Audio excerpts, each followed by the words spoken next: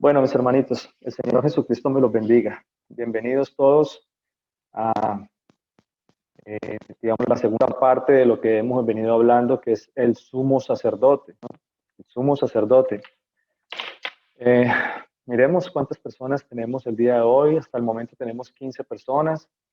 Yo quisiera de pronto, para dar comienzo al estudio, quisiera comenzar hablando un poquito acerca de lo que hablamos la semana pasada, ¿no? De pronto alguna persona, alguien que, que nos quiera colaborar, alguien que diga, que nos aporte algo, alguien para que comencemos la enseñanza de hoy, que nos diga qué se le quedó la semana pasada, qué aprendió, qué fue relevante en la enseñanza. Por supuesto que toda la palabra de Dios es relevante, ¿no?, para nuestra vida. Pero hay algo que siempre se nos queda siempre en el corazón, ¿verdad? Entonces, algún hermanito que quiera participar el día de hoy, alguien que diga yo, pastor, yo me acuerdo que la semana pasada hablamos de esto, bueno, a mí se me quedó en el corazón esto, lo otro. Amén. Amén, gloria a Dios. ¿Victoria? Sí, yo soy Victoria. Ah, bueno, Victoria, ¿cómo está? Señor Jesucristo le bendiga. Muy bien, por la misericordia de mi Señor y Dios Amén, Todopoderoso, potente amén. Jesús de Nazaret. Pues a mí se me quedó en mi corazón, por medio de la misericordia de mi Señor Jesús de Nazaret, es saber que solo hay un Padre y que solo hay un sumo sacerdote, que es nuestro Señor Jesús de Nazaret. Que cuando Él vino, Él abocó, o sea, ya se terminó con el sacerdocio que Él hacía, porque Él era y Él es el único sacerdote verdadero, y no hay más, solo nuestro Señor Jesús de Nazaret. Muy bien, muy bien. Muchísimas gracias. Señor Jesucristo le bendiga. Muy Amén. bien. Él es nuestro sumo sacerdote, ¿verdad? A eso apunta el estudio, a eso nos quiere llevar nosotros el Señor Jesús, a que de verdad conozcamos quién es ese verdadero sacerdote, ¿verdad? ¿Quién es ese real sacerdote para nosotros? ¿Y quién es el que está vigente hasta el momento, ¿verdad? ¿Quién es ese sacerdote que dice la palabra de Dios que es sacerdote para siempre, ¿verdad? Entonces, muy bonito, muy bonito. Muchísimas gracias, mi hermana Victoria. Otra persona que quiera aportar algo también acerca de lo que hablamos la semana pasada.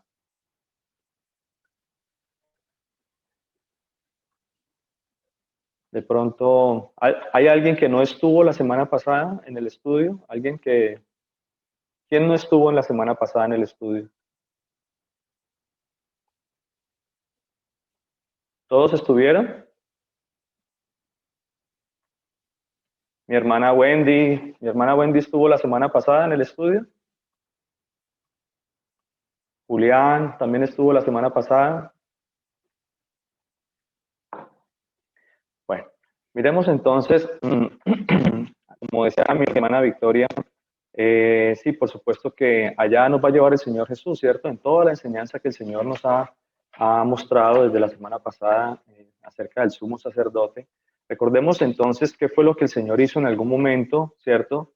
Al principio, porque la palabra de Dios dice que Él tomó al sumo sacerdote y le dio tomó a Moisés y ordenó a Moisés que hubiese un sumo sacerdote, ¿cierto? Porque él le da a Moisés, le da una orden de construir un tabernáculo, ¿cierto? Al construir ese tabernáculo, por supuesto que se hacía necesario que hubiese un sacerdocio permanente en ese tabernáculo, ¿cierto que sí? Entonces él le da la orden allá en el monte Sinaí, le da la orden a Moisés para que ordene a Aarón y a la familia de Aarón, es decir, a sus hijos, los ordene para sumo sacerdocio, ¿cierto? Y elige de entre todas las tribus de Israel, elige a los levitas para que los levitas lleven el sacerdocio, ¿cierto? Para que lleven esa tarea ministerial de administrar las cosas del tabernáculo, ¿cierto? Las cosas del santuario que ellos tenían en ese momento y lo que el Señor les manda hacer a ellos. ¿Verdad que sí? Bueno, entonces habíamos hablado, bueno, eso ya lo vimos en la palabra, lo vimos hace 8 días, ¿cierto? Vimos también acerca de las vestiduras. Recordemos que el Señor le manda a construir a Aarón también, ¿cierto? Y a Moisés les manda a construir unas vestiduras, ¿cierto? Y esas vestiduras tenían ¿cómo se dice? Unos detalles especiales, ¿verdad que sí? Para el sumo sacerdote, o digamos, empecemos con el sacerdocio, ellos tenían un vestido de lino, eran vestidos blancos, ¿verdad que sí? Pero al sumo sacerdote, ¿cierto? Todos tenían la facultad, digámoslo así, de cierta manera, de entrar a la cámara del santuario, ¿cierto? A la primera cámara que era el, eh, el lugar santo, ¿cierto? Recordemos que el tabernáculo, como lo vimos la semana pasada en las imágenes, yo les traje unas imágenes, eh, estaba lo que era el atrio exterior, que era donde estaba la parte del holocausto, ¿cierto? Estaba el atrio del holocausto, estaba el lavacro, que era donde el sumo sacerdote o los sacerdotes se lavaban las manos, ¿cierto? Cuando entraban al templo, al tabernáculo. Cuando ellos entraban, cuando ellos pasaban ese primer velo para entrar al santuario, ¿cierto? Al lugar santo, porque recordemos que en el tabernáculo habían dos cámaras. En el tabernáculo estaba, en la primera cámara estaba lo que en la palabra está escrita como el lugar santo. Y en el lugar santo, en esa primera cámara que había ahí, estaba lo que era el menorá, ¿cierto? Que era el candelabro que el Señor había mandado a construir a Moisés. Decía que era una sola pieza de oro y tenía 7 ramas, 7 flores donde se le ponían los 7 candelabros. Estaba también la mesa de la proposición con los 12 panes de la proposición, ¿cierto? Que representaban de cierta manera el pan de las 12 tribus de Israel, es decir, el pan de la nación de Israel como tal, ¿cierto? Estaba también el atrio del incienso, ¿cierto? Recordemos que el sumo sacerdote,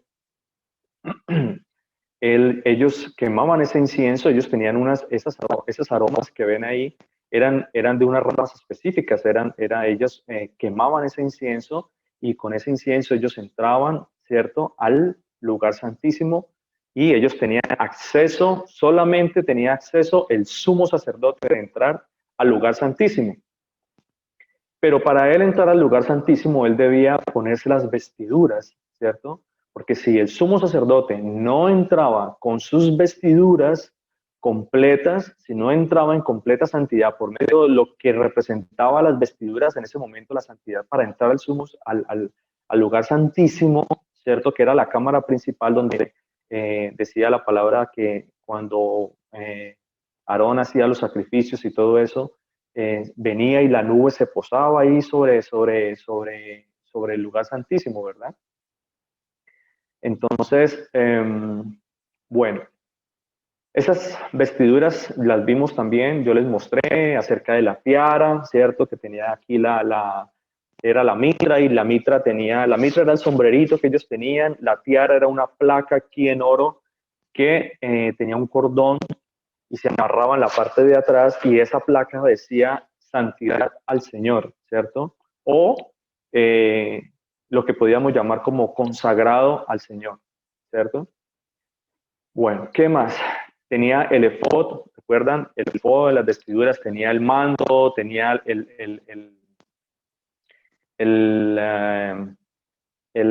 pectoral que tenía con las piedras, 12 piedras grabados con los nombres de las 12 tribus de Israel. Tenía 6 piedras aquí, 6 piedras acá también en los hombros del efod. Y eso representaba también, en una de las piedras tenía 6 nombres de las tribus de Israel y en la otra piedra tenía grabada las otras 6 nombres de las tribus de Israel. Eso fue básicamente lo que vimos, ¿cierto? También vimos que todo eso era una sombra, como le dijo el Señor a Moisés. Cuídate de hacer todo esto porque al modelo celestial, eso era un modelo celestial, eso era un modelo de las cosas celestiales. No era que representara, digamos, la salvación o que representara realmente el perdón de los pecados, ¿verdad que sí? Lo que representaba era una sombra y figura del que iba a venir, del que iba realmente a ser el real sacerdote para nosotros, ¿verdad? Entonces, bueno, esto también lo vimos. vimos que una de las funciones principales que tenía también el sumo sacerdote era el de hacer expiación por los pecados del pueblo, ¿cierto? De cierta manera, digamos que él era el más alto dignatario, ¿no? El más alto, era el más alto rango religioso, por así decirlo, ¿cierto? Y cuando nosotros vemos la figura de Aarón, podemos nosotros discernir que era ese mediador entre el Señor, entre Dios, ¿cierto? Y el pueblo, ¿verdad que sí? Eso era la función principal del sumo sacerdote, era ese mediador, porque él era el único que podía entrar al lugar santo a expiar los pecados cometidos por ignorancia del pueblo. Entonces, pero pues por supuesto que la palabra de Dios es muy clara cuando dice que el Señor es el único mediador entre Dios y los hombres, ¿verdad? Entonces, refiriéndose siempre a que lo que hacía Aarón en algún momento era una sombra y figura de lo que iba a venir o del que iba a venir, más específicamente, ¿cierto? Porque la palabra lo dice así, que una sombra y figura del que iba a venir. Bueno, ¿qué más recordamos?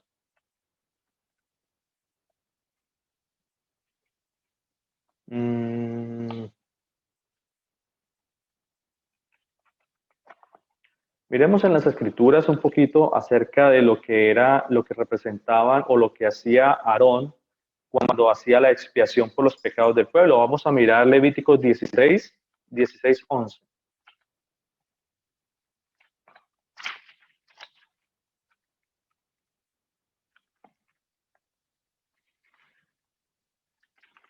Levíticos 16, 11, 19.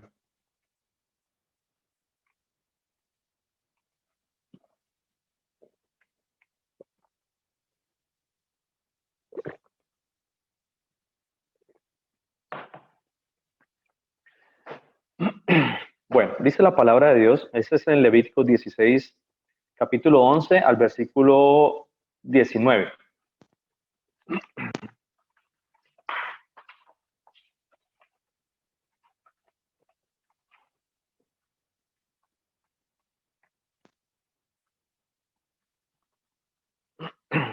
¿Todo lo tenemos ya?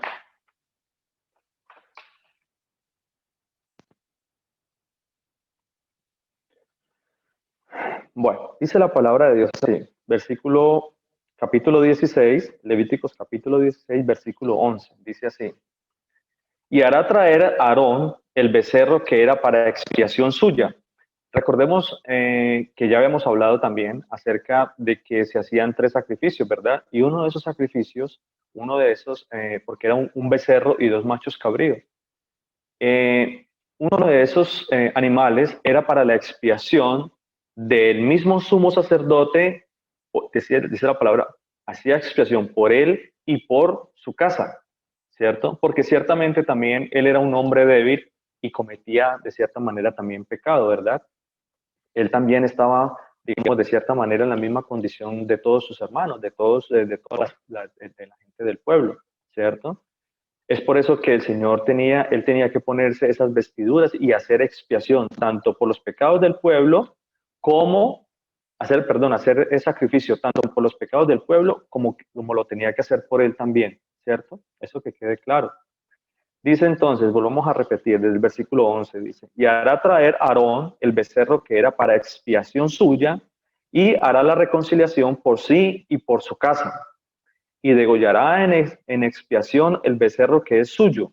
Después tomará un incensario lleno de brasas de fuego al altar del Señor, de delante del Señor, y sus puños llenos del perfume aromático molido, y lo llevará detrás del velo y pondrá el perfume sobre el fuego delante del Señor, y la nube del perfume cubrirá el propiciatorio que está sobre el testimonio para que no muera. Les voy a comentar algo. Resulta que de las cosas que hacía el sumo sacerdote, en este caso Aarón, que fue el primer sumo sacerdote que hubo, una de las cosas que hacía él era que él tenía un incensario, ¿verdad que sí? Era una copa con una cadenilla, y esa cadenilla ellos ponían incienso, del mismo incienso que ellos prendían ahí, y cuando entraban al altar, cuando entraban al lugar santísimo, ellos ofrecían ese incienso también, ¿cierto? Entonces, mi pregunta a veces, ¿cierto? Porque a veces uno se pregunta, ¿qué sentido tiene todas estas cosas? ¿Qué sentido tiene el que él tuviese que quemar ese aroma, ese incienso? Y resulta que la palabra de Dios, investigando un poquito acerca del incienso, me dice a mí la palabra que ese incienso son las oraciones de los justos, las oraciones de los santos. Eso era lo que representaba en algún momento lo que Aarón hacía, y recordemos que cada cosa que se hacía en el tabernáculo era una sombra y figura. Cuando, cuando Juan, el Señor le da la oportunidad de ver en el libro de Revelaciones, estaba escrito, dice que una de las cosas que él vio ahí es que él vio a los 24 ancianos. Miremos eso en Apocalipsis 5.8. Vamos a Apocalipsis 5.8 para que miremos lo del incienso, por qué quemaban ellos incienso. Y recordemos que esas oraciones, cuando el Señor dice que Él escucha la oración, ¿cierto? Él escucha la oración del justo. Bueno, eso es un olor fragante al Señor, ¿cierto que sí? Pero miremos qué dice Apocalipsis, para que miremos lo que les estoy diciendo. Apocalipsis. Sí, Apocalipsis 5.8.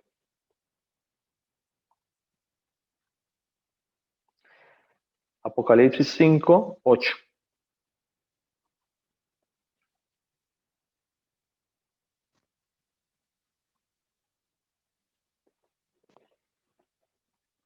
Apocalipsis 5.8. ¿Ya lo tenemos todos?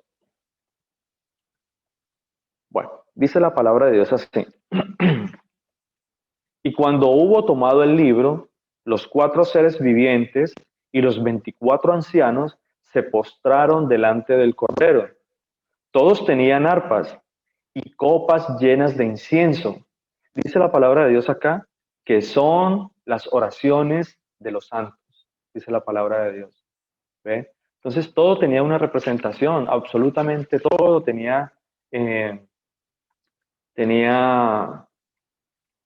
una simbología, ¿cierto que sí?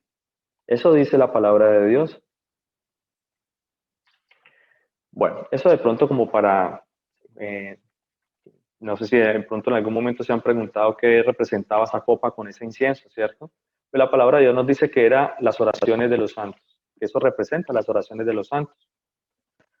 Bueno, sigamos acá. Estábamos en... entonces en el versículo 13 dice, y pondrá el perfume sobre el fuego delante del Señor, y la nube del perfume cubrirá el propiciatorio que está sobre el testimonio, para que no muera. Tomará luego de la sangre del becerro y la rociarás con un dedo hacia el propiciatorio del lado oriental, hacia el propiciatorio esparcirá con su dedo 7 veces de aquella sangre, ¿cierto? Es decir, que él tenía que coger la sangre del cordero, la sangre la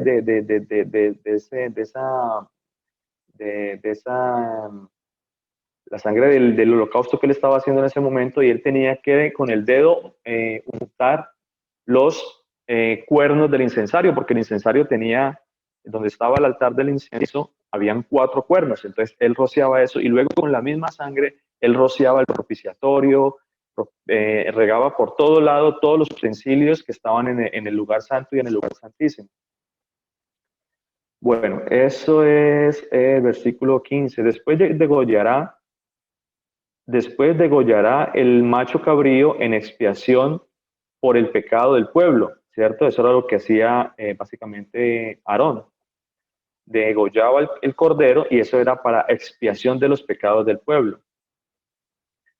Y llevará la sangre detrás del velo y hará de la sangre como hizo con la sangre del becerro, y la esparcirá sobre el propiciatorio y delante del propiciatorio, y así purificará el santuario a causa de las impurezas de los hijos de Israel, de sus rebeliones y de todos sus pecados, de la misma manera que hará también al tabernáculo de reunión, el cual reside entre ellos en medio de sus impurezas.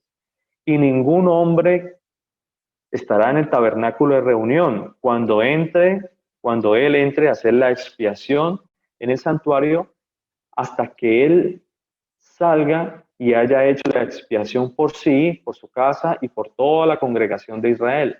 Y saldrá al altar que está delante del Señor y lo expiará y tomará la sangre del becerro y de la sangre del macho cabrío y la pondrá sobre los cuernos del altar alrededor y esparcirá sobre él de la sangre con su dedo 7 veces y lo limpiará y lo santificará de las inmundicias de los hijos de Israel.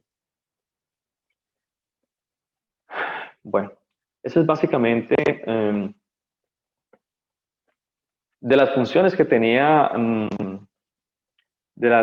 básicamente lo que el ejercicio que hacía Aarón para expiar los pecados del pueblo, ¿cierto? Eso es más o menos lo que él hacía. Él tenía que degollar esos 3 animales, ¿cierto? Y rociar todos los que eran los utensilios y el mobiliario del templo, ¿cierto? En ofrenda por los pecados del pueblo. Bueno, esto, ellos tenían unas condiciones especiales. Yo quiero leerles también otra parte en Ezequiel 44, 15, 31. Yo quiero que miremos bien y que tengamos buen fundamento sobre todo lo que representaba y todo lo que hacía el sumo sacerdote como tal, ¿cierto? Para expiación de los pecados del pueblo, ¿cierto? Mire, no que es todas estas cosas, no que todas estas cosas fuera para perdón de los pecados del pueblo. Esto lo que representaba eran unas ofrendas de paz, ¿cierto? Entre el pueblo y el Señor. Porque si esas ofrendas no se hicieran y si no fuese un olor fragante para el Señor y si el Señor no hubiese mandado a hacer estas cosas, todo el pueblo iba a morir.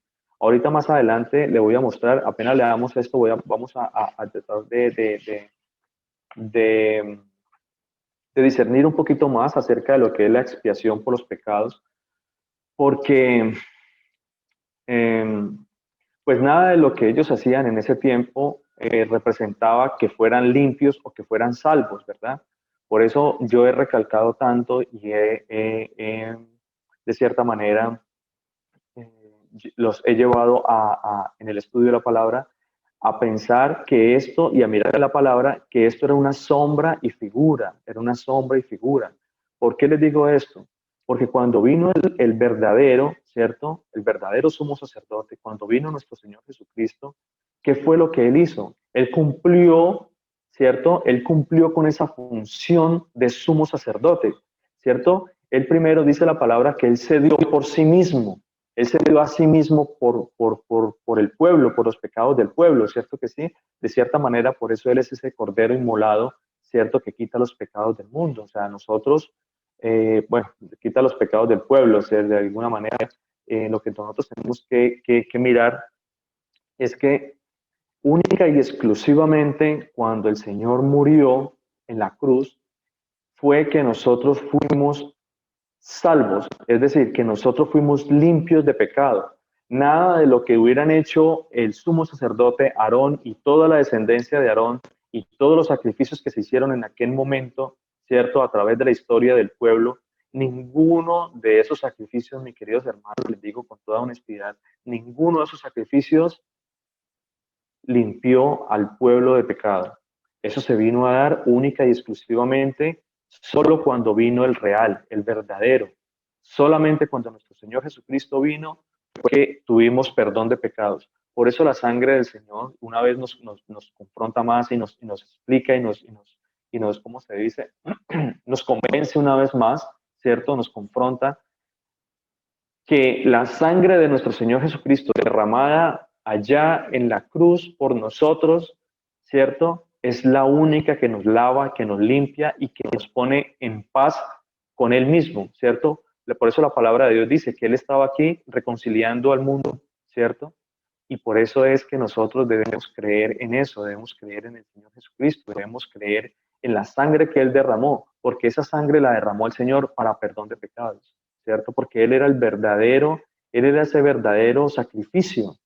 Ningún otro sacrificio podía limpiarnos a nosotros de pecados, solamente el sacrificio que el Señor hizo por nosotros, nuestro Señor Jesucristo. Miremos lo que dice Ezequiel 44, 15, 31.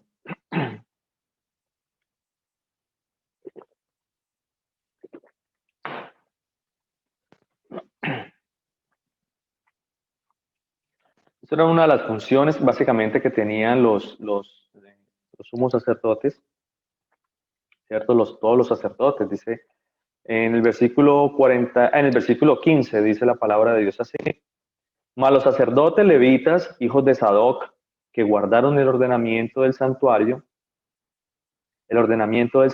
cuando los hijos de Israel se apartaron de mí, ellos se acercaron para ministrar ante mí, y delante de mí estarán para ofrecerme la grosura y la sangre, dice el Señor. Ellos entrarán en mi santuario y se acercarán a mi mesa para servirme y guardarán mis ordenanzas. Eso es básicamente las funciones que el Señor le estaba dando a los sacerdotes para que hicieran, ¿cierto? De ministrar y guardar las ordenanzas que el Señor le había dado al pueblo y a ellos mismos para guardar en el santuario. Dice en el versículo 17, y cuando entren por la puerta del atrio interior, se vestirán vestiduras de lino. Ese es el primer atrio, las puertas del atrio interior era el primer velo que había, ¿no? Para poder entrar al lugar santo. Se vestirán vestiduras de lino, no llevarán sobre ellos cosa de lana, cuando ministren en las puertas del atrio interior y dentro de la casa. Turbantes de lino tendrán sobre sus cabezas, esa es la mitra que ellos tenían, y calzoncillos de lino sobre sus lomos. No se ceñirán cosa que los haga sudar. Cuando salgan al atrio exterior, ¿cierto? Al atrio de afuera, el pueblo se quitará las vestiduras con que ministraron y las dejarán en la cámara del santuario y se vestirán de otros vestidos, para no santificar al pueblo con sus vestiduras. Entonces, el Señor nos muestra aquí claramente que recuerden que el Señor siempre ha hablado a nosotros y nos ha dicho que incluso hay una parábola muy bonita acerca de una persona, ¿cierto? Que entró a una fiesta, ¿cierto? Pero no entró con traje de fiesta, no entró con traje de boda, dice la palabra, ¿cierto? Sino que entró con otras vestiduras. Entonces el rey, ¿cierto? El dueño de la fiesta, ¿qué dice la palabra de Dios? Lo sacaron de allí, ¿cierto que sí? ¿Por qué? Porque esas vestiduras lo que representaba, incluso aquí en el mismo lugar santo, el sumo sacerdote para entrar al lugar santísimo, nos está mostrando claramente que necesitamos de esas vestiduras, ¿cierto? Para poder llegar a la presencia de Dios. Pero lo curioso de todo es que en esa placa que tenía aquí, la vestidura del sumo sacerdote, dice consagrado al Señor o santidad al Señor, ¿verdad que sí?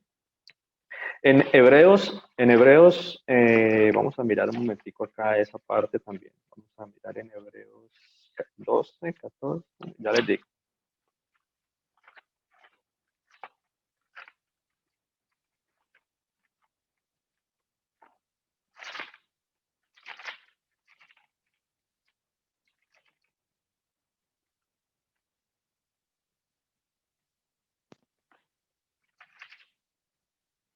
Pastor Eso Germán. está, señora. Señora. Por medio de la palabra, entonces yo entiendo por medio de la palabra nuestro Señor Jesús de Nazaret es que, o sea, en ese tiempo ellos llevaban esa vestidura, pero nosotros tenemos que vestir, o sea, esa vestidura que nosotros debemos de llevarnos, no es ir y conseguir todo eso y vestirnos así, no. Es la vestidura, es el pecado, ¿no? O sea, irnos separando del mundo e irnos, o sea, acá...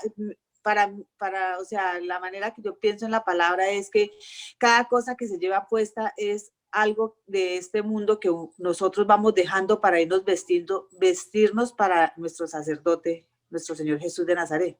Amén. ¿Sí? Sí, señora, así es. Ajá. Nosotros, definitivamente, lo que nos separa a nosotros del Señor, ¿cierto? Es el pecado, ¿verdad que sí? Y estas vestiduras que tenía el sumo sacerdote, de cierta manera, lo que representaba era que el Señor le daba cierta santidad a él por medio de esas vestiduras para poder estar en la presencia de él, ¿verdad que sí? Entonces, cuando nosotros tomamos eso a la parte espiritual, a la parte actual de nosotros, ¿cierto?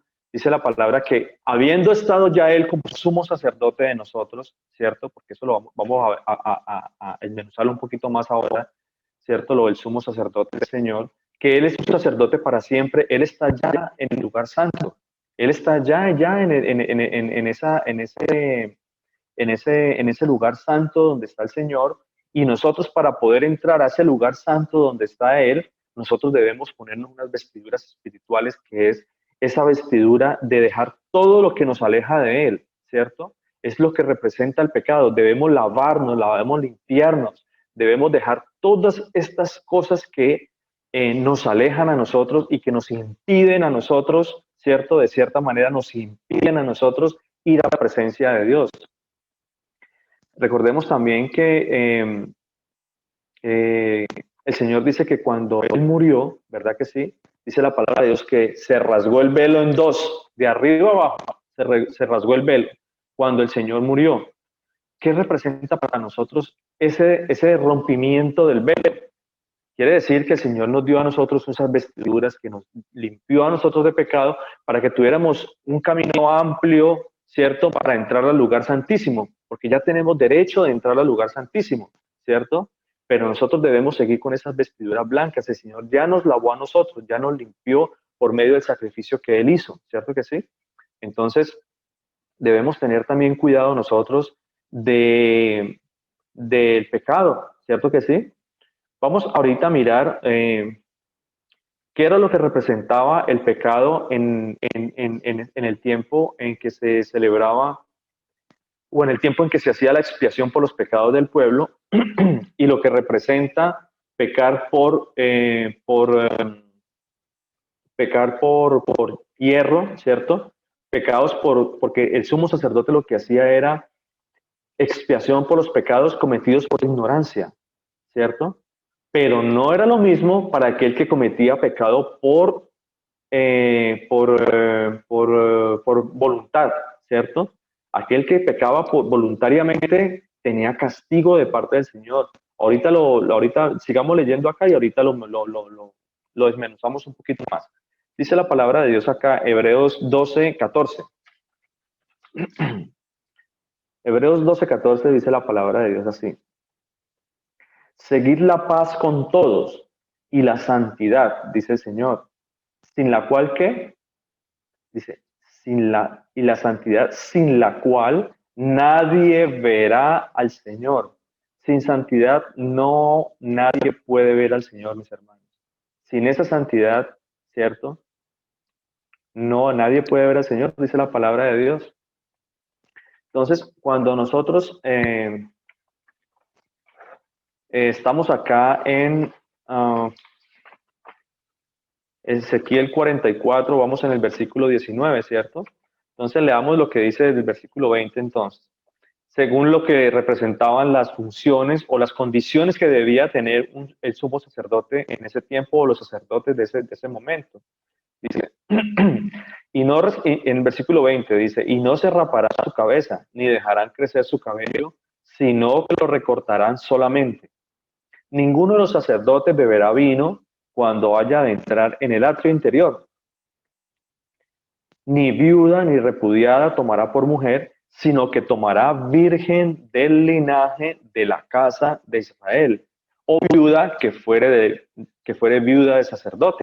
Ellos tenían esas condiciones especiales, incluso ellos podían tomar mujer, pero no cualquier mujer. Ellos les tenían prohibido tomar cualquier mujer de las tribus de Israel, solamente los que eran del mismo linaje, o incluso o podía ser viuda, pero tenía que ser viuda de un sacerdote también, ¿cierto que sí?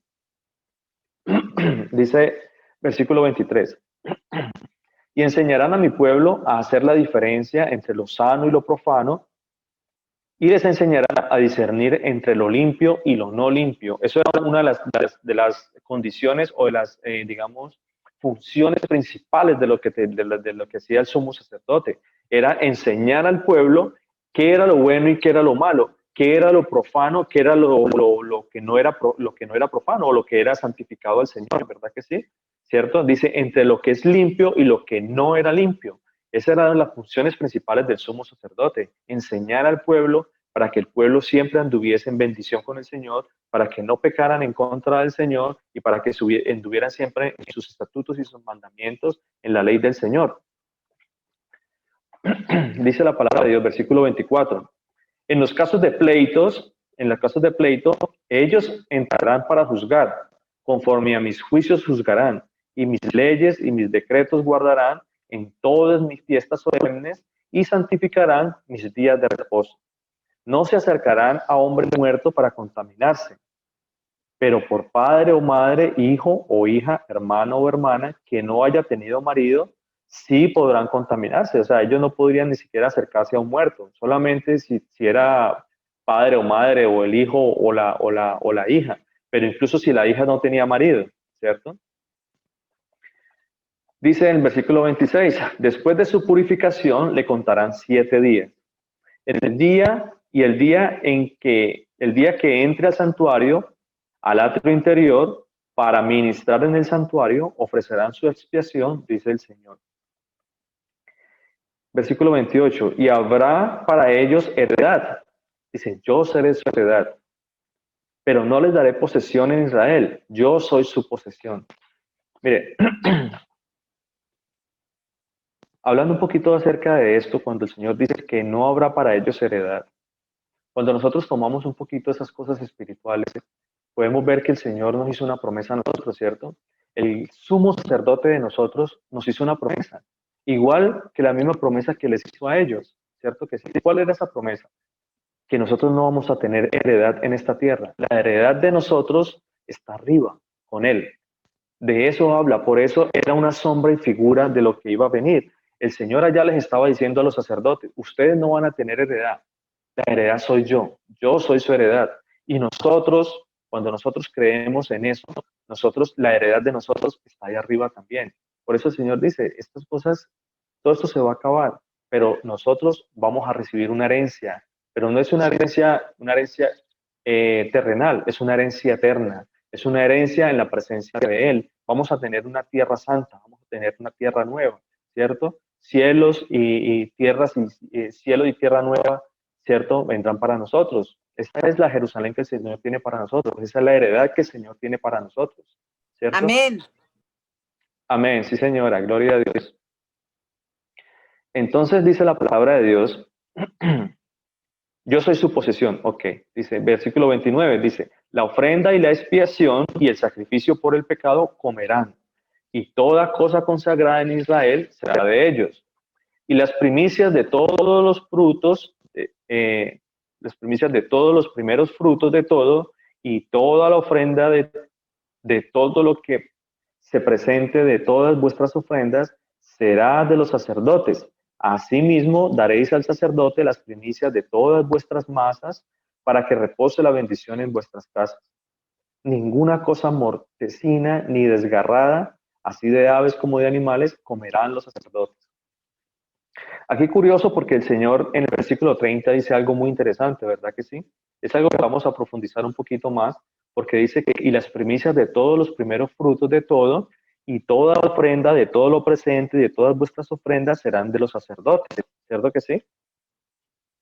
Cuando el Señor nos dice a nosotros estas cosas, podemos ver que en la antigüedad, o lo que representaba las ofrendas y los diezmos de aquella época, ¿cierto? Dice que eran los primeros frutos de todo, ¿cierto? Los primeros frutos de las cosechas, los primeros frutos del ganado, ¿cierto que sí? Y cuando nosotros vemos ahorita, digamos, de cierta manera, todos estos pastores ladrones, ¿cierto? Pastores que cobran el diezmo en dinero, ¿cierto que sí? Y dicen, tienen la osadía de decir que es que en ese tiempo, claro, en ese tiempo eran frutos y ganado porque, bueno, en ese tiempo pues no había salario y entonces pues nosotros ahorita no tenemos frutos ni ganado, entonces lo que nosotros ganamos, entonces tenemos que dar el 10% de ese diezmo. Pero las cosas no son así, mis hermanos. Nosotros vemos que todas estas cosas, el Señor decía que era una sombra y figura, ¿cierto que sí? Por lo tanto, todo eso se acabó porque ya vino el real, ya vino el verdadero, ¿cierto? Es una de las principales cosas por las cuales nosotros en la iglesia, en la comunidad de nosotros no pagamos diezmo, ¿cierto que sí? Porque primero que todo el diezmo no es dinero. El dinero es lo que, si realmente se iba a cumplir lo que estaba escrito para ellos, ¿cierto? Debía ser el fruto del grano, ¿cierto? Decía ser fruto del grano, del fruto del ganado. Ahora, otra cosa importante que tenemos que ver nosotros, y es que el sumo sacerdote o los sacerdotes como tal, les dijo el Señor que no tenían heredad, ¿cierto que sí? Ellos no tenían ninguna heredad, ellos no tenían, de cierta manera, por qué tener posesiones. Ellos eran administradores. Ellos eran administradores de las ofrendas y de todo lo que se traía. Por lo tanto, las ofrendas y todo lo que se traía a los sacerdotes, ellos tenían que administrarlo, y por eso la palabra dice que el diezmo y que las ofrendas eran para las viudas, ¿cierto? Para los huérfanos y para todas las personas que eran necesitados en ese momento, ¿cierto que sí? Eso dice la palabra de Dios. La palabra de Dios nunca dice que el diezmo era para el pastor, ¿cierto? Porque incluso no era ni siquiera para el sacerdote, sino lo que si lo aplicamos a este momento, el pastor dice que esas ofrendas hay que traerlas para ellos, ¿cierto? Y esas ofrendas o esos diezmos ellos se la echan al bolsillo. En estos días estuve hablando con una tía que quiero muchísimo, ¿cierto? Y me contaba que de las cosas que pasó difícilmente, porque ella estuvo en España, y me decía que hubo un momento en que ella estuvo muy mal, estuvo sin trabajo, estuvo sin trabajo, sin dónde vivir, sin con qué comer, no tenía ningún lugar a donde ir, estaba sola, no tenía papeles. Y se encontró una señora y la señora le invitó a una iglesia cristiana. Ella le dijo a mi tía, le dijo, vamos a esa iglesia que ya te van a ayudar, le dijo. Y ella dijo, bueno, ella confió en la buena voluntad y fue a la iglesia esta, no sé qué iglesia sería esa. Y estaba el pastor con todas las personas ahí. Y me cuenta ella como manera de testimonio que ella entró y en el momento en que ella entró comenzaron a repartir unos sobres. Entonces el pastor, el señor que estaba allí en ese momento, les dijo a todos que ese era el sobre para echar los diezmos. Y le entregaron, él mismo le entregó el sobre a mi tía. Mi tía dice que ella vio el sobre, que ella no sabía qué estaba pasando, entonces la muchacha le dijo a ella que tenía que dar el 10% de su salario. Y ella le dijo, pero ¿cuál salario si es que yo ni siquiera tengo trabajo? Lo único que tengo son 5 euros y lo necesito para pagar el bus, para pagar el transporte ahorita y para comprar un pan y una leche, ¿cierto? Eso fue lo que sucedió en ese momento. Por lo tanto, cuando pasaron recogiendo los sobres, me cuenta ella que ella devolvió el sobre vacío. Inmediatamente el pastor se percató de que el sobre iba vacío y dijo, ¿de quién es este sobre? Ella, por supuesto, dijo, ese sobre es mío. Y él le dijo, aquí no se aceptan sobres vacíos. Y se lo devolvió. Entonces ella le dijo, pero es que yo no tengo dinero y lo único que tengo son 5 euros y lo necesito para comer. Y él dijo, usted no sabe lo que hizo la viuda, que dio todo lo que tenía, usted tiene que dar todo lo que tiene. Y ella le dijo, pero ¿cómo me voy a quedar sin el pan y sin el transporte para mi casa? Si eso es lo único que yo tengo. Yo antes vine a buscar ayuda, yo no encuentro aquí quién me puede ayudar y antes vengo y tengo que dejar lo poco y nada que tengo. Y ese señor le arrebató el sobre y le dio la espalda y se fue. Entonces, me deja a mí muchas cosas que pensar porque si nosotros vemos esta situación, ¿qué sería lo que el Señor hubiese hecho en ese momento, verdad? Si esa persona no hubiese tenido nada, ¿qué hubiera pasado con el Señor? ¿Qué hubiera hecho el Señor en ese momento? ¿Qué nos manda a nosotros a hacer el Señor? Luego este Señor, ¿cierto? No debió haber cogido de las ofrendas y haber dado antes una ofrenda o haber repartido esas ofrendas entre los hermanos. ¿Por qué estaba pidiendo el dinero? ¿Por qué estaba pidiendo estas cosas? Y si una persona necesitada, dice la palabra de Dios que hay un caso de que un amigo fue y le pidió ayuda a otra persona y el Señor desde allá, desde dentro de la casa le dijo, eh, él le dijo, amigo, viene alguien a visitarme, necesito pan. Y él le dijo, no, ya mis hijos están dormidos, ya no los puedo despertar, no me puedo levantar a darte pan porque mis hijos están dormidos. Y el Señor le dijo, ciertamente por su infortunio debió haberse levantado y haberle dado pan, aún siendo más porque era su amigo. ¿Cierto que sí? A eso nos manda el Señor, a ayudar, a ofrendar, pero la ofrenda es de corazón, mis hermanos. La ofrenda es de corazón, ¿cierto? Entonces, de pronto vamos a analizar un poquito, vamos a ver unos pasajes más adelante acerca de lo que representan los diezmos, ¿cierto que sí? Y porque hay mucha gente que se pega también de cerca de los diezmos y por qué Abraham dice que Abraham dio los diezmos. Resulta que hay algo curioso porque cuando usted lee la palabra de Dios en los diezmos, dice que Abraham tomó todo lo que era el botín, ¿cierto? El botín, el anatema, ¿cierto? Porque él venía de la pelea, ¿cierto? Y todo lo que él trajo se lo dio a los otros y dice que el Señor se le apareció, Melquisedec se le apareció y dio los diezmos. ¿Cuáles diezmos fueron los que dio el Señor, los que dio Abraham, ¿cierto? ¿Cuáles fueron los diezmos? Si la misma palabra de Dios nos está diciendo que Abraham le dio todo lo que él tenía y no se quiso quedar con absolutamente nada de lo que había ahí de lo que trajeron, de todo ese anatema que trajeron. ¿Cuáles fueron los diezmos que le dio entonces al Señor? ¿Cuál fue esos diezmos físicos si la misma palabra dice que él no se quedó con nada? ¿Cierto?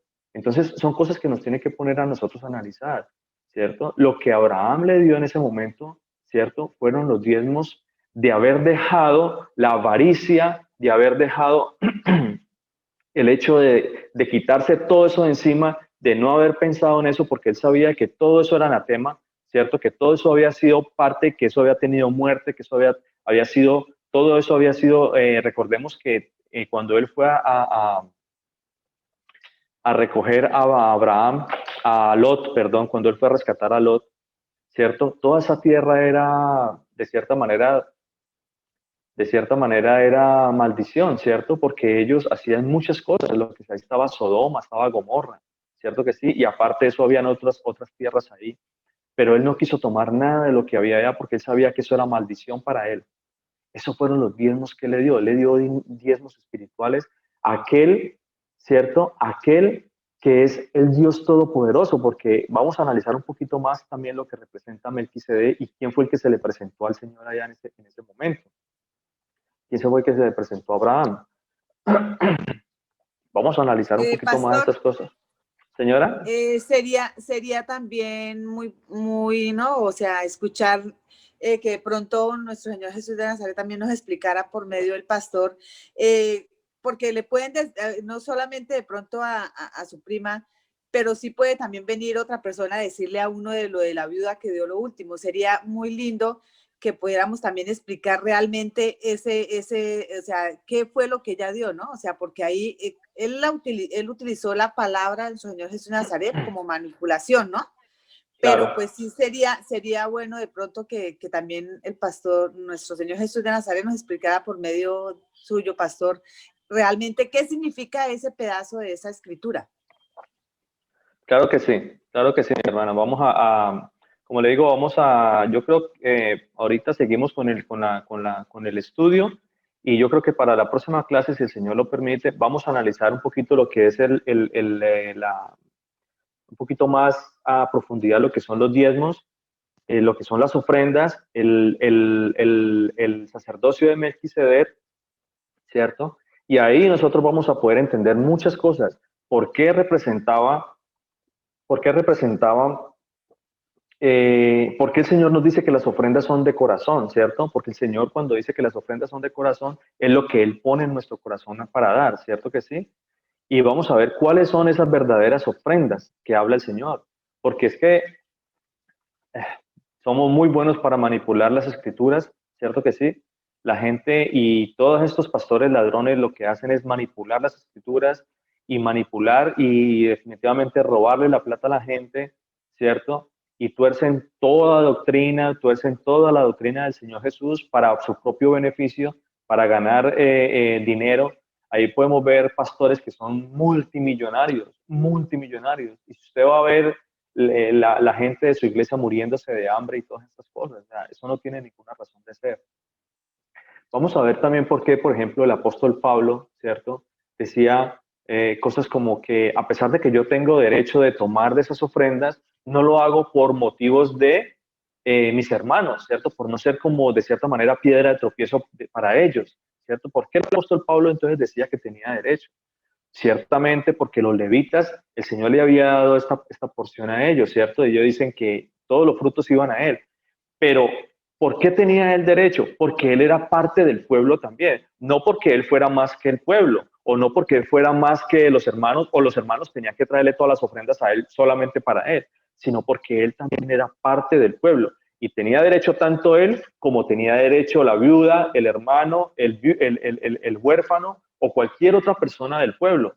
Todos tenían derecho porque esa era la ley que el Señor puso. Esa fue la forma como el Señor instituyó la parte de las ofrendas, ¿verdad que sí?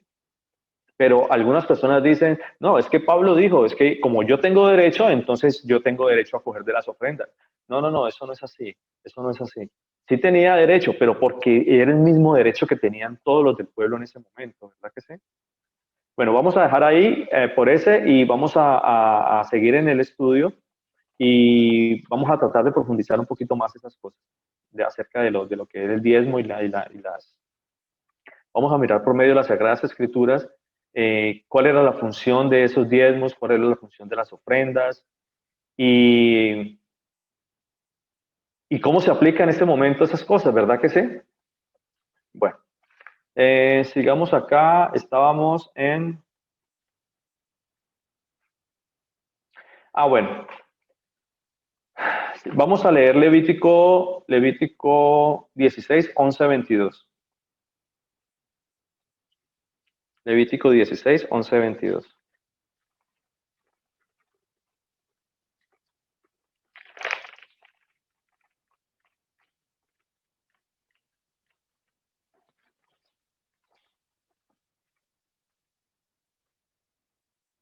Ah, no, ese ya lo leímos.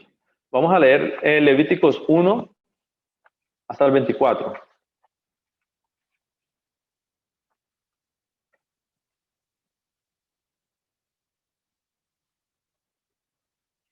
Levíticos 9, 1.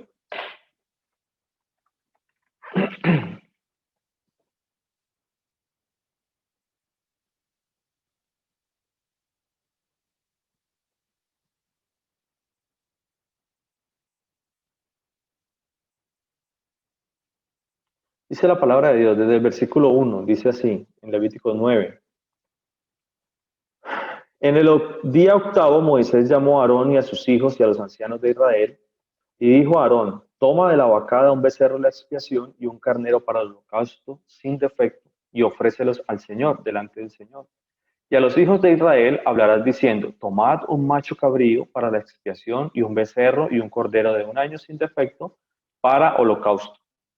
Asimismo, un buey y un carnero para sacrificios de paz, que inmoléis delante del Señor y una ofrenda amasada con aceite, porque el Señor se aparecerá hoy a vosotros.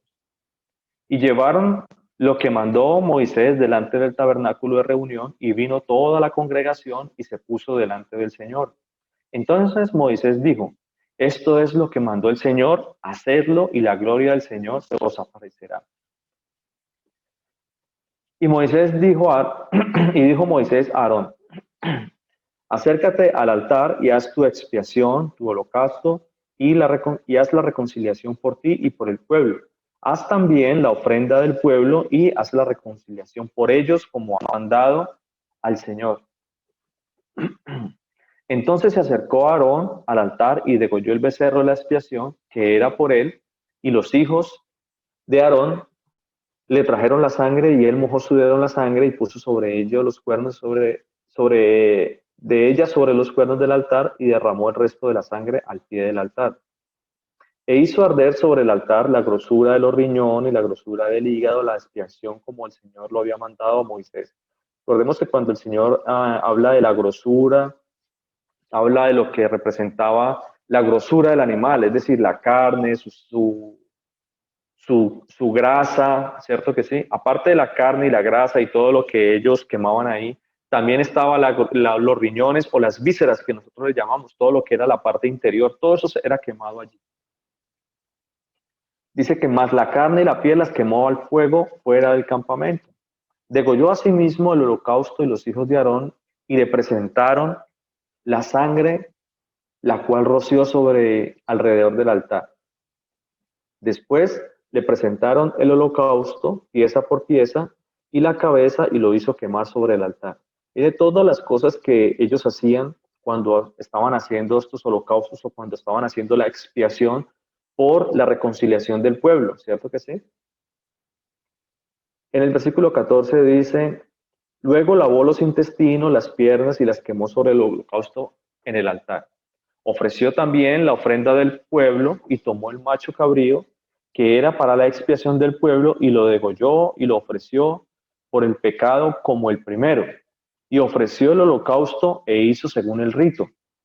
Qué bueno que nos diga a nosotros acá y nos haga claridad que era según el rito, ¿verdad que sí? Bueno, porque era un rito lo que ellos celebraban en ese tiempo.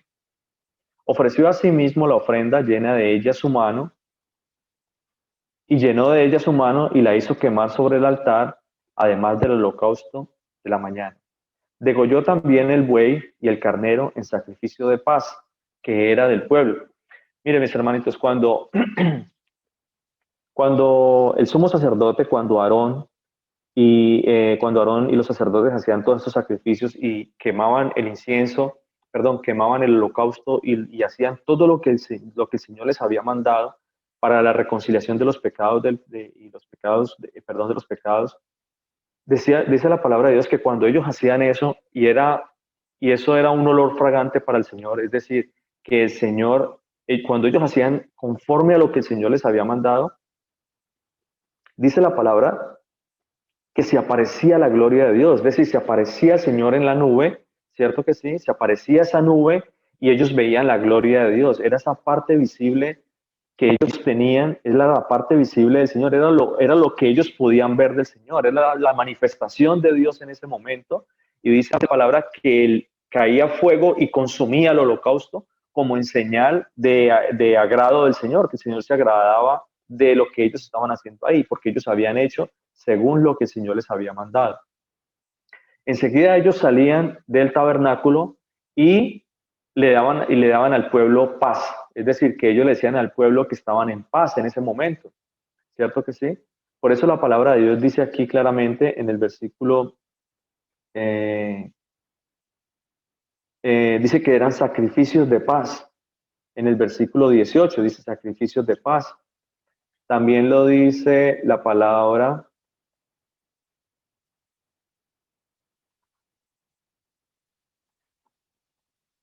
Ahí lo dice también en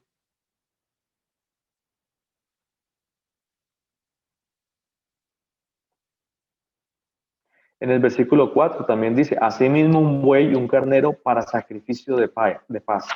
Entonces, básicamente era eso, ¿no? Pero cuando el Señor viene, por eso yo les digo a ustedes, mis hermanos, esa es la razón principal por la cual yo les digo que todo lo que se hacía en ese momento no perdonaba ningún pecado, no lavaba de pecado a ninguno, ¿cierto? No perdonaba esos pecados, esos sacrificios no perdonaban los pecados del pueblo. Era era una representación de decir que ya estaban en paz con el Señor para no ser consumidos por el poder de Dios o el fuego de Dios, porque el Señor ahorita vamos a ver también unos versículos en los cuales el Señor consumió con fuego muchas personas, ¿cierto? ¿Por qué? Porque no hacían de acuerdo a lo que el Señor les mandaba, porque había rebeldía de parte de estos hombres hacia el Señor, ¿cierto? Había desobediencia, ¿cierto que sí?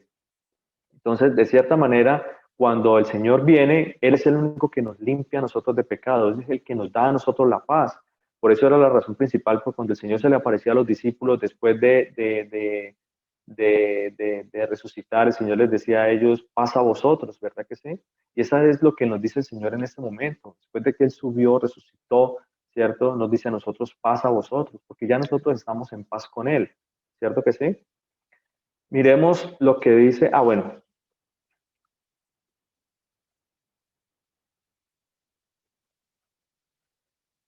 Estábamos en el versículo 19.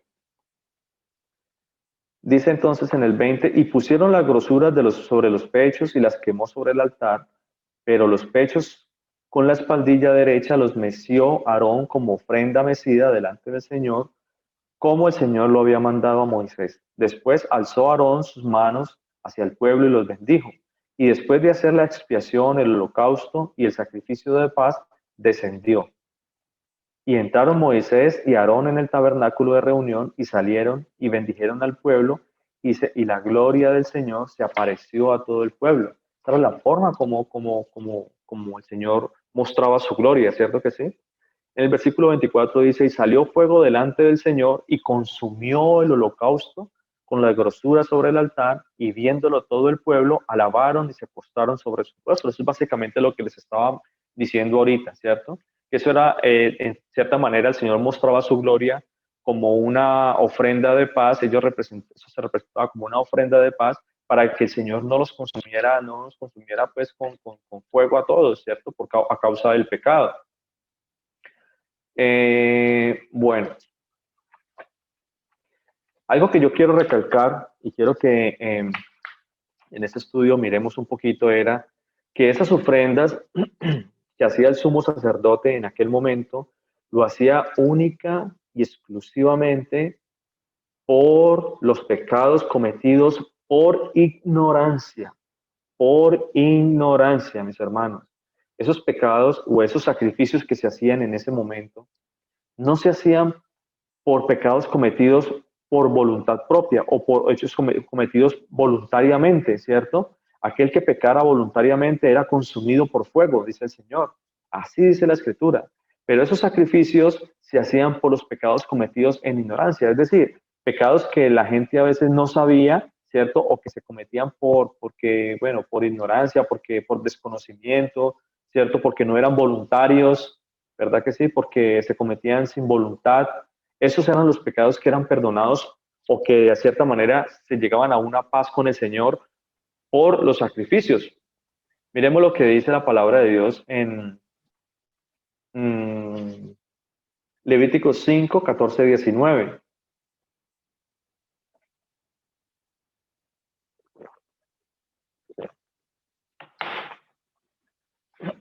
Levíticos 5, 14, 19.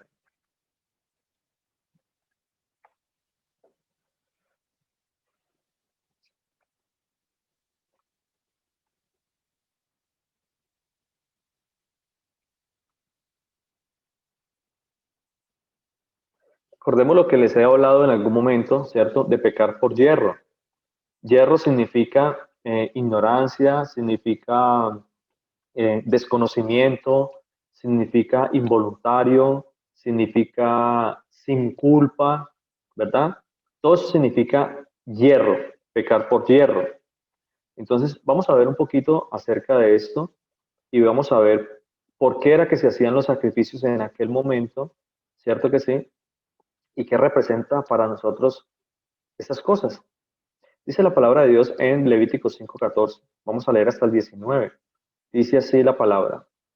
Habló más el Señor a Moisés diciendo, cuando alguna persona cometiere falta y pecare por hierro en las cosas santas del Señor, traerá por su culpa al Señor un carnero sin defecto de los rebaños, conforme a tu estimación, en ciclos de plata del ciclo del santuario, en ofrenda por el pecado. Y pagará lo que hubiere defraudado de las cosas santas y añadirá a ello la quinta parte y lo dará al sacerdote. Y el sacerdote hará la expiación por él con el carnero del sacrificio por el pecado y será perdonado. Finalmente, si una persona pecare o hiciere alguna de todas aquellas cosas que por mandamiento del Señor no se han de hacer, aún sin hacerlo a sabiendas, es culpable y llevará su pecado. ¿Qué está queriendo decir el Señor acá? Significa que aún, mis hermanos, si usted pecare por hierro, si usted pecare involuntariamente, si usted pecara por ignorancia, si usted pecare por involuntariamente, no significa que no pecó, significa que sí pecó, pero pecó por ignorancia, ¿cierto que sí? Por eso la palabra de Dios es clara cuando dice que no se pierda mi pueblo por ignorancia. Por eso debemos estudiar, para eso estaban los sacerdotes, para eso estaban todos allí, para enseñar al pueblo y a diferenciar entre lo profano y lo santificado, entre el bien y el mal, entre lo malo y lo bueno, ¿cierto? Para eso estaban ellos ahí. La palabra de Dios nos está diciendo acá, dice que aún sin hacerlo a sabiendas, o sea, aún sin hacerlo sabiendo, es culpable y llevará su pecado. O sea, no quiere decir que porque nosotros pecamos involuntariamente, ay, yo no sabía, pues no quiere decir que no pecó. Claro que pecó, ¿cierto que sí? Por eso dice el Señor acá, dice en el versículo 17, finalmente, si una persona pecare,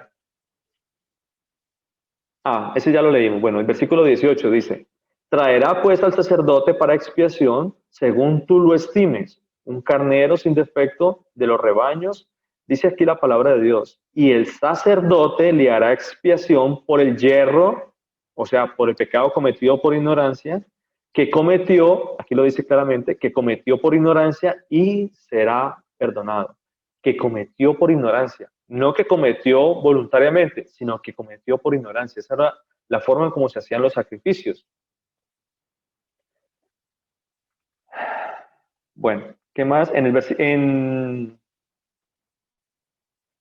Números 15, vamos a leer una historia, no sé si ustedes han escuchado esa historia anteriormente, era una historia que había una persona que estaba ahí dentro del pueblo y estaba recogiendo leña, ¿cierto que sí? Estaba recogiendo leña, dice, pero estaba recogiendo leña en el día de reposo. Vamos a ver qué pasó allí, vamos a ver esa historia y vamos a pedir al Señor que nos dé claridad también con estas cosas y que nos enseñe a diferenciar lo que significa pecar por hierro o pecar por soberbia, ¿cierto que sí? Números 15, 22, 36.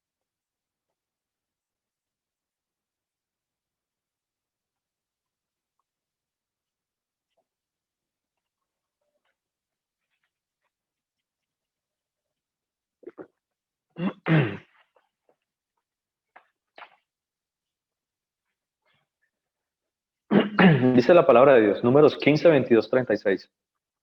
Y cuando erréis y no hicieres todos estos mandamientos que el Señor ha dicho a Moisés, todas las cosas que el Señor os ha mandado por medio de Moisés, desde el día que el Señor lo mandó y en adelante por vuestras edades. Versículo 24. Si el pecado fue hecho por hierro, con ignorancia de la congregación, toda la congregación ofrecerá un novillo por holocausto en olor grato al Señor, con su ofrenda y su libación conforme a la ley, y un macho cabrío en expiación. Y el sacerdote hará expiación por toda la congregación de los hijos de Israel y les será perdonado, porque hierro es. Y ellos traerán sus ofrendas, ofrenda encendida al Señor, y sus expiaciones delante del Señor por sus hierros. Y será perdonado toda la congregación de los hijos de Israel y al extranjero que mora entre ellos, por cuanto es hierro de todo el pueblo, ¿cierto? El Señor nos está haciendo esa claridad de que esos pecados eran perdonados siempre y cuando fueran por ignorancia o por pecados por hierro. Ya sabemos lo que significa hierro. En versículo 27, si una persona pecare por hierro, ofrecerá una cabra de un año para expiación, y el sacerdote hará una expiación por la persona que haya pecado por hierro. Cuando pecare por hierro delante del Señor, la reconciliará y le será perdonado.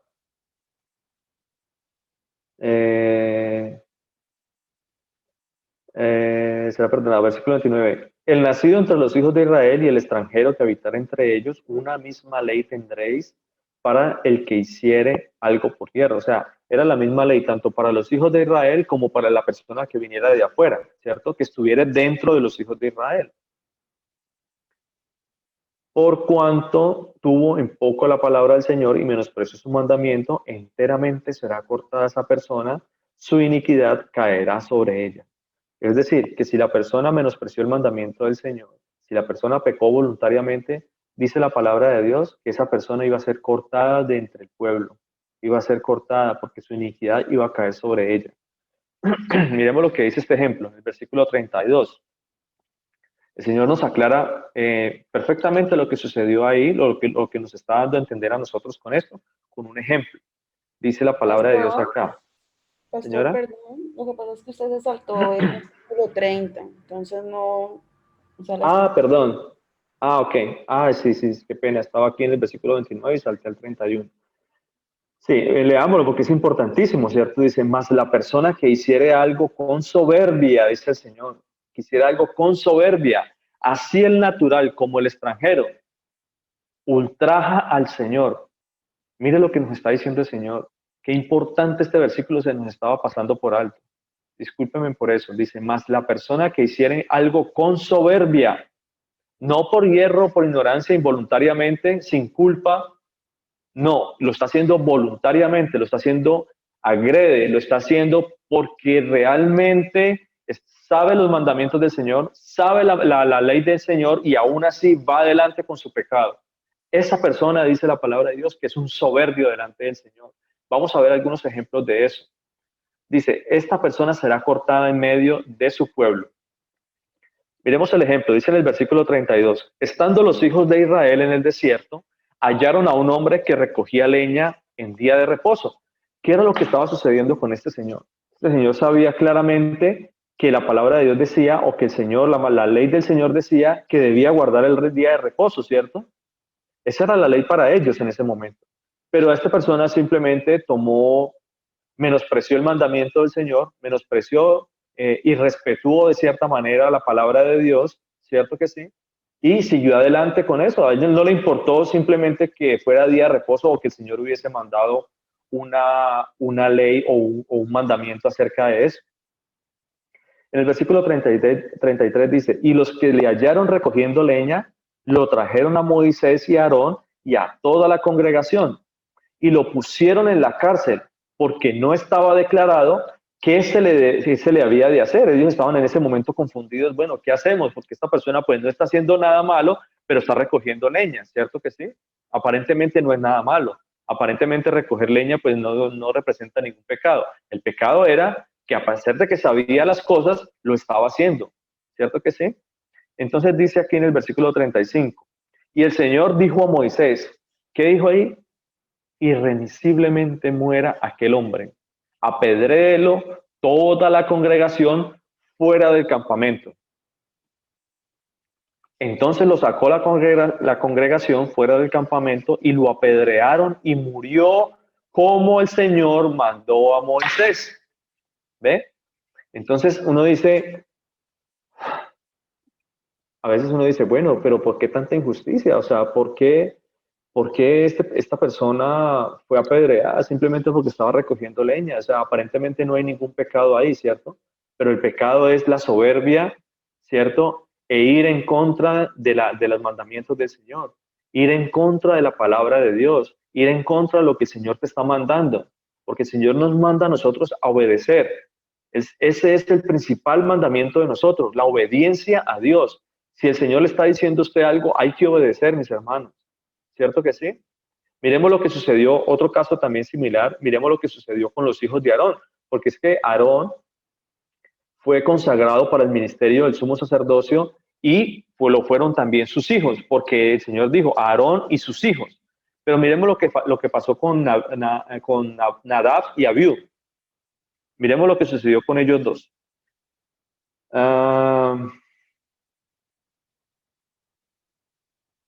Nadab y Abiú. Ok, versículo Levíticos 10. Vamos a leer del 1 al 3. Levíticos 10, capítulo 10, versículo 1 al 3.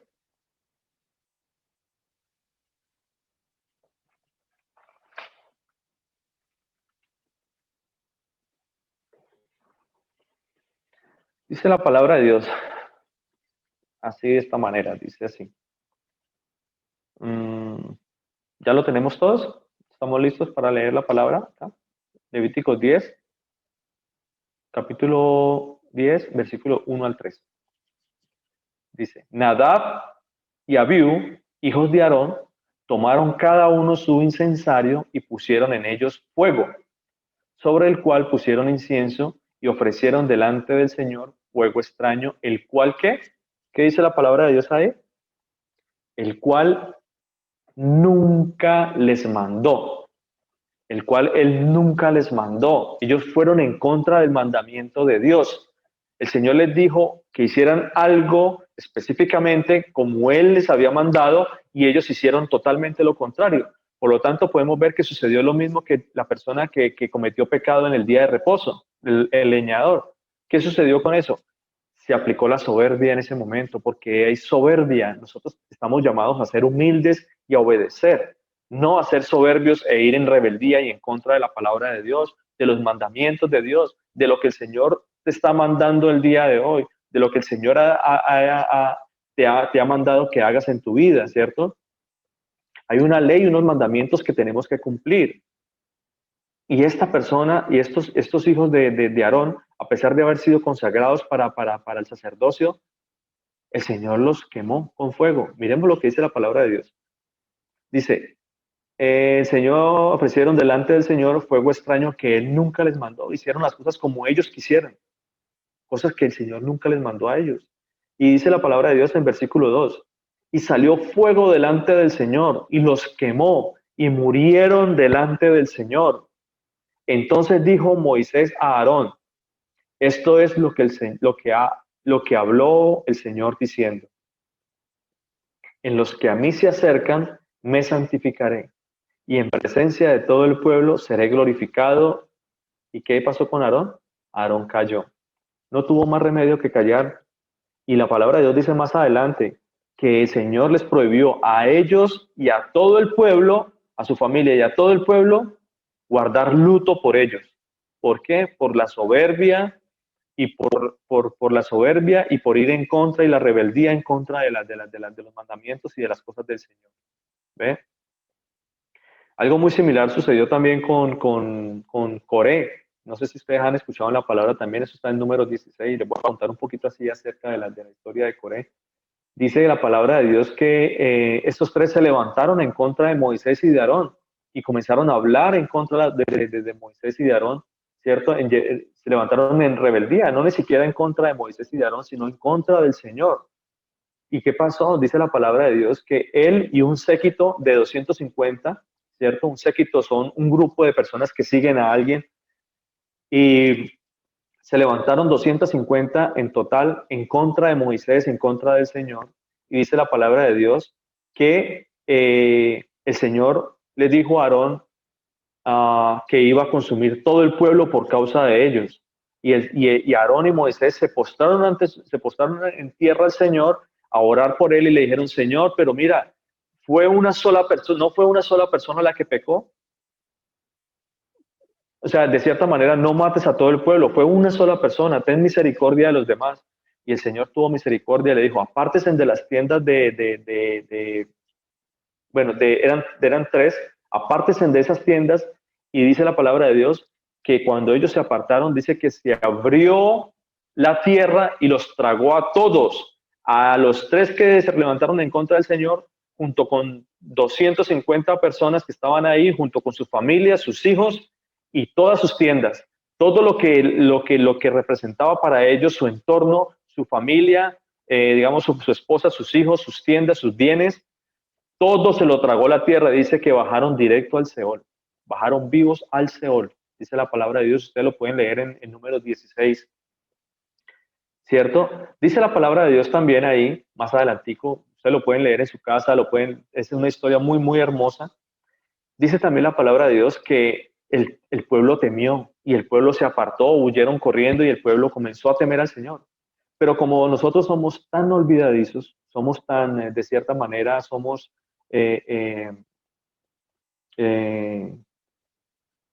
malagradecidos de cierta manera, olvidadizos, todo lo que el Señor ha hecho por nosotros y nosotros siempre estamos olvidándonos de lo que el Señor ha hecho, todos esos milagros y toda esa misericordia que el Señor ha tenido con nosotros en algún momento, de dónde nos sacó. Y nosotros seguimos y seguimos y seguimos pecando y no nos importan las cosas. Dice la palabra de Dios ahí que al otro día, casualmente, al otro día, no a los 2 días ni a la semana, dice al otro día, vinieron todo el pueblo y comenzaron a hablar otra vez en contra de Moisés y de Aarón y decirles a ellos que por culpa de ellos dos era que el Señor había consumido a estas 3 personas. Y cuando Aarón y Moisés oyeron eso, dice la palabra de Dios que se postraron en rostro, postraron su rostro en tierra y comenzaron a orar al Señor. Y Aarón y Moisés le dio la orden a Aarón, dijo: "Oh, Aarón, corra y prenda incienso", le dijo, comienza y prenda incienso, vaya al tabernáculo y prenda incienso, y se postraron ante el Señor. ¿Saben por qué? Porque comenzó la mortandad. Y le dijo: vaya, haga eso rápido porque comenzó la mortandad entre el pueblo. Y Aarón fue, hizo eso, y sacó el incienso y se paró entre el pueblo y la mortandad, dice la palabra de Dios. Se paró en medio del pueblo a orar y a pedir por el Señor con ese incienso.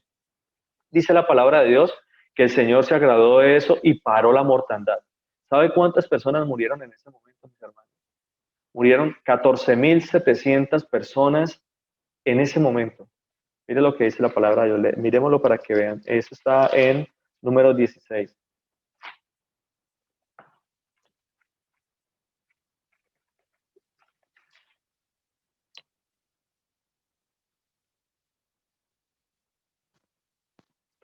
Números 16. Vayamos al 47 para que miremos la historia.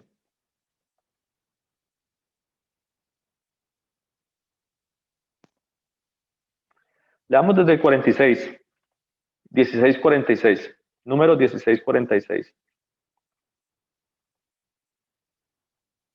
Dice la palabra de Dios.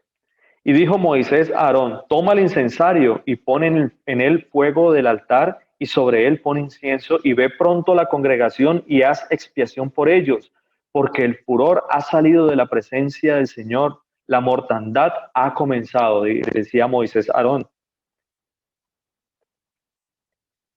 Entonces tomó Aarón el incensario, como Moisés dijo, y corrió en medio de la congregación, y he aquí que la mortandad había comenzado en el pueblo, y él puso incienso e hizo expiación por el pueblo, y se puso entre los muertos y los vivos, dice la palabra de Dios. Se puso ahí en medio del pueblo, entre los muertos y los vivos.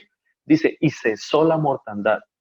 Y los que murieron en aquella mortandad fueron, ¿qué? 14.700. Y escuche esto, dice: sin los muertos por la rebelión de Coret. O sea que 14.700 sin contar los que ya se había tragado la tierra y que fueron directico al Seol. En el versículo 50 dicen: después volvió Aarón a Moisés a la puerta del tabernáculo de reunión cuando la mortandad había cesado. ¿Ve? 14.700 personas murieron en ese momento por la rebelión del pueblo en contra del Señor, mis hermanos, en contra de la palabra de Dios, en contra de los mandamientos. No fue ni siquiera por haber hablado, por haber dicho es que Aarón y Moisés tuvieron la culpa, fue porque ellos eran los representantes de Dios en ese momento. El Señor les hablaba a Moisés, por tanto ellos no estaban culpando a Moisés, estaban culpando era a Dios. ¿Ve? Entonces, mire todo lo que sucedió: 14.700 más las 250, casi 15.000 personas murieron ahí por por ir en contra y la rebeldía en contra de nuestro Señor. Entonces, miremos también Hebreos. Por eso les digo, mis hermanos, el Señor no perdona al que peca deliberadamente. El Señor perdona al que peca por ignorancia. El Señor no perdona al que peca deliberadamente. Miremos por qué otros versículos que nos habla a nosotros en Hebreos y nos explica bien por qué el pueblo, por qué se hacían esos sacrificios por ignorancia del pueblo. Hebreos 5, 1, 4.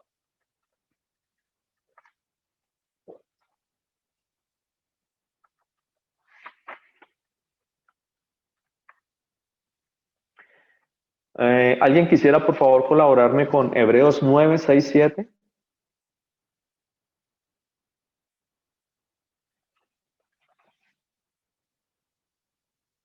Alguien que vaya buscando, por favor, Hebreos 9, 6, 7.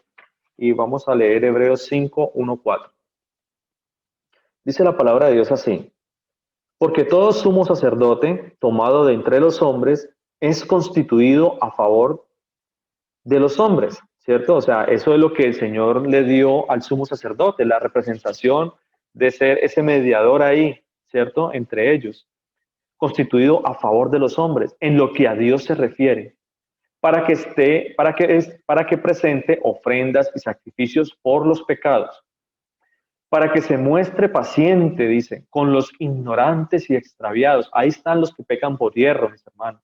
Aquí el apóstol Pablo nos está a nosotros dando claridad qué era lo que se hacía y qué era lo que se celebraba en aquel momento, cuál era la finalidad de estos sacrificios, ¿cierto? Dice, puesto que él también está rodeado de debilidad, ¿cierto que sí? Él también nos hace la claridad y nos dice que también el sacerdote tenía su debilidad porque también estaba también tenía pecado, ¿cierto? En el versículo 3 dice, y por causa de ella debe ofrecer por los pecados tanto por sí mismo como también por el pueblo. Y nadie toma para sí esta honra, sino el que es llamado por Dios como lo fue Aarón. ¿Ve? Entonces, el Señor nos muestra claramente, nos dice que eran pecados por ignorancia y que el Señor perdonaba al ignorante y al extraviado, ¿cierto? Que andaba por ahí como medio loco, como medio perdido, como que no sabe lo que está haciendo. Eso era lo que el Señor, por medio de sus pecados, por medio de sus sacrificios, era que se perdonaba eso. ¿Qué dice Hebreos 9, 6, 7? ¿Quién lo tiene?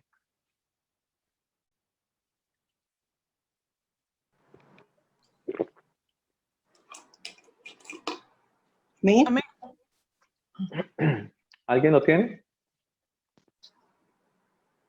¿Lo va a leer ahorita o lo leo yo?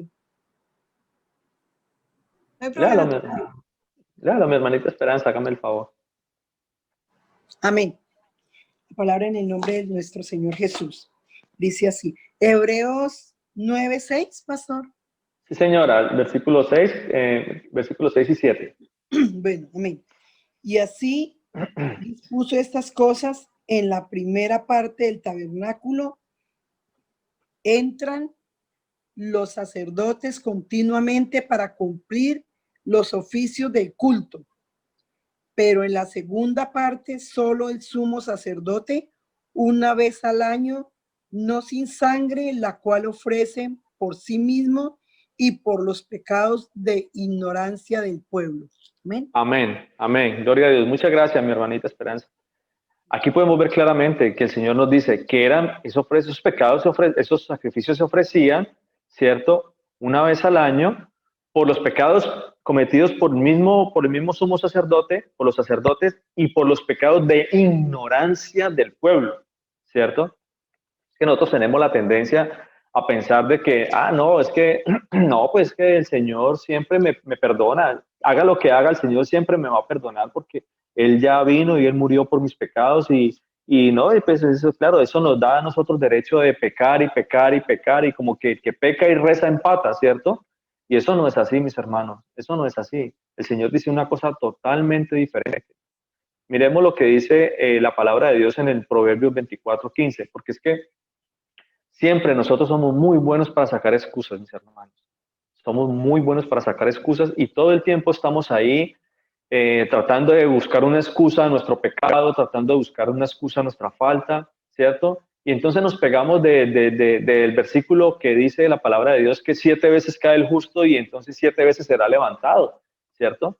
Y entonces, no, claro, yo puedo pecar, tengo permiso 7 veces para pecar, 7 veces, ¿cierto? 7 veces puedo pecar.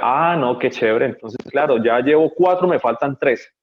Eso es, hay gente tan descarada que dice esas cosas, ¿cierto? Como que, no, pues sí, yo sé que yo la embarré. Bueno, qué embarrada, sí, ya la embarré. Pero bueno, ya que, pero si usted sabía que eso es pecado, usted sabía que eso está mal. No, pero pues ya que, ya la embarré, 7 veces cae el justo, 7 veces será levantado. No, eso no es así. Miremos lo que dice la palabra de Dios. A Proverbios 24, 15, 17. Amén, pastor. ¿Lo puede leer, mi hermano, por favor? Listo, dice así la palabra de mi Señor Jesucristo. Proverbios 24, 15. 15, versículo 15 al 17. Listo, Señor. Entonces así dice la palabra de mi Señor Jesucristo. Oh impío, no aceches a la tienda del justo, no saquees su cámara, porque 7 veces cae el justo y vuelve a levantarse, mas los impios caerán en el mal. Cuando cayere tu enemigo, no te regocijes, y cuando tropezare, no se alegre tu corazón. Amén. Amén. Muchas gracias, mi hermanito. El Señor Jesucristo lo bendiga. Lo mismo. Sí, entonces, bueno, tenemos la buena excusa siempre de que cogemos un versículo y nos quedamos con ese versículo, ¿cierto? 7 veces cae el justo y vuelve a levantarse. Bueno, qué bueno. Pero cuando nosotros leemos desde el versículo 15, leemos un poquito atrás, ¿cierto? En el versículo 15 hay una advertencia, mis hermanos. Hay una advertencia de parte de nuestro Señor, ¿cierto? Al impío, aquel que está haciendo piedra de tropiezo para el hermano, aquel que está haciendo pecar al otro, ¿cierto? Dice la palabra de Dios, oh impío. Esa palabra es para ti, te está hablando, ¿cierto? Al impío, al que le gusta hacer la maldad, al que le gusta pecar.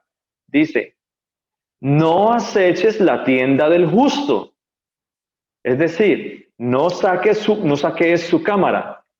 Quiere decir que no sea piedra de tropiezo para ese justo, que no lo haga pecar, porque ese justo va a caer por ignorancia, va a caer porque no se dio cuenta, va a caer involuntariamente a causa del otro, ¿cierto?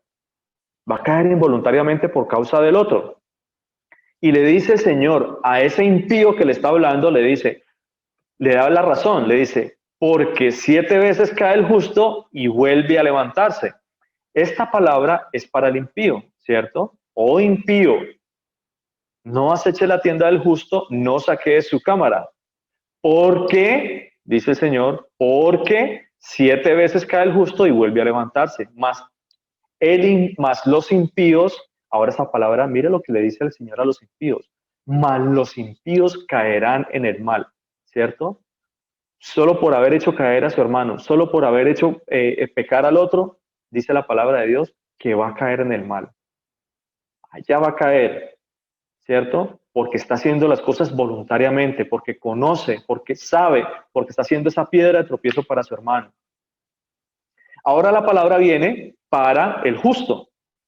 Dice, y cuando cayere tu enemigo, ¿cierto que sí? Es decir, que ahorita ve que cayó el impío, y entonces la palabra es para el justo. Dice, cuando cayere tu enemigo, no te regocijes, y cuando tropezare, no se alegre tu corazón.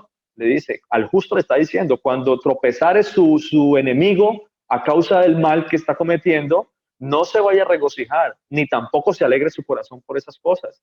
¿Cierto que sí? Entonces, encontramos la buena excusa siempre de que no, yo peco y tengo 7 veces para pecar. No, eso no es así, mis hermanos. Eso no es así. Esa palabra es para el impío. ¿Cierto que sí? Para el que ya está haciendo pecar al otro. Mira lo que dice la palabra de Dios en Hebreos 10, 26, 31.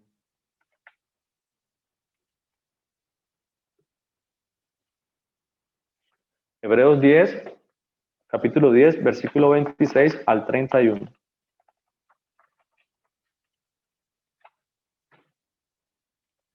¿Ya lo tienen todos? Tomémonos un minutico para que lo encontremos todos. Hebreos, libro de Hebreos, capítulo 10, versículo 26, vamos a leer hasta el 31. Son versículos que ya hemos leído anteriormente, pero el Señor nos trae claridad acerca de lo que hemos venido hablando y nos muestra a nosotros con este versículo realmente a qué se refiere el Señor con estas cosas. Miren, dice la palabra de Dios en el versículo 26, capítulo 10, versículo 26 al 31, dice así, porque si pecáramos voluntariamente, después de haber recibido el conocimiento de la verdad, ya no queda más sacrificio por los pecados. ¿Ven, mis hermanos, lo que les estoy diciendo? Aquel que peque voluntariamente, ya no se puede hacer ningún sacrificio para perdón de esos pecados. Ya no hay más sacrificio. ¿Qué sacrificio se va a hacer si usted está pecando deliberadamente? Se está pecando voluntariamente, mis hermanos. Dice, ya no queda más sacrificio por los pecados. Entonces, ¿qué es lo que queda ahí entonces? ¿Cuál es la opción que queda? Mire la opción que queda, capítulo 27, versículo 27. Dice, ya no queda más sacrificio por los pecados, sino una horrenda expectación de juicio y de hervor que ha de devorar a los adversarios. ¿Por qué? Porque el Señor es fuego consumidor y va a caer fuego del cielo sobre aquel que peque voluntariamente. El que peque deliberadamente, ahí está el fuego del cielo, lo va a consumir, tal cual como ha hecho y nos ha mostrado estos ejemplos en la palabra. Dice la palabra de Dios en el versículo 28, el que viola la ley de Moisés por el testimonio de 2 o de 3 testigos, muera irremisiblemente. Muera irremisiblemente. Lo mismo que le dijo al leñador, cuando le dijo a Moisés, Señor, este estaba recogiendo leña, que muere irremisiblemente en frente de toda la congregación, que toda la congregación lo apedree. ¿Ve? Porque no va a tener misericordia del impío, mis hermanos. No va a tener misericordia de aquel que peque voluntariamente, porque el Señor le ha advertido a través de todo el tiempo, le ha advertido. Usted no puede hacer eso, usted no puede hacer la otra. Usted tiene que seguir mi palabra, usted tiene que seguir mis mandamientos, tiene que obedecer, tiene que creer que yo vine a morir por sus pecados y cuando yo mire a morir por sus pecados, usted no tiene derecho a pecar más. Usted no tiene derecho a pecar más, dice la palabra de Dios. Mira lo que dice acá el versículo 29. ¿Cuánto mayor castigo pensáis que merecerá el que pisoteare al Hijo de Dios y tuviere por inmunda la sangre del pacto, en el cual fue santificado e hiciera afrenta al Espíritu de gracia? Si esto pasaba, el que violaba la ley de Moisés, mi hermano, en aquel tiempo que el Señor le daba la orden que muere irremisiblemente, o lo hacía directamente, él caía fuego del cielo y consumía a esta persona, ¿cuánta más condenación no tendrá aquel persona que peque después de haber sido lavado, que peque después de haber recibido el conocimiento de la verdad en su vida? ¿Cuánto mayor castigo no pensáis que merecerá el que pisoteare al Hijo de Dios y tuviere por inmunda la sangre del pacto? Esa sangre que el Señor vino y derramó por nosotros, ese sacrificio que el Señor hizo por nosotros, esa sangre que Él derramó por nosotros, la tuviéramos por inmunda, como dice la palabra de Dios. Hiciere afrenta al Espíritu de gracia, dice el Señor. Pues conocemos al que dijo, mía es la venganza, yo daré el pago, dice el Señor. Y otra vez, el Señor juzgará a su pueblo. ¿Qué dice el versículo 31? Mire lo que dice el versículo 31. Horrenda cosa es caer en manos del Dios vivo, mis hermanos. Horrenda cosa es caer en manos del Dios vivo. ¿Ve? Entonces, esa es como la parte que quería explicarles acerca del sumo sacerdote y de los sacrificios que se hacían en algún momento por los pecados del pueblo, pero eran pecados cometidos por ignorancia, no pecados cometidos por voluntad propia, ¿cierto? O deliberadamente, como dice la palabra de Dios. Entonces, si el Señor nos lo permite, si nos da la oportunidad en la próxima semana, si tenemos clases, si el Señor nos permite tener la clase dentro de 8 días, vamos a hablar ya directamente lo que representa a nosotros el sumo sacerdote. ¿Quién es nuestro sumo sacerdote? Vamos a hablar en qué momento el Señor tomó ese sacerdocio, ¿cierto? En qué momento Él dice que Él se dio a sí mismo por los pecados de nosotros. Vamos a tratar de analizar un poquito también cómo se cumplieron las cosas, porque automáticamente cuando Él dice que Él mandó a hacer esas cosas, todo se cumplió en Él. Él era esa sombra que iba a venir. ¿En qué momento se comenzó a dar todas estas cosas? ¿Verdad? Bueno, el Señor Jesucristo me los bendiga. Que pasen una excelente noche, un excelente día allá en Colombia y en cualquier otra parte del mundo donde estén. El Señor me los bendiga.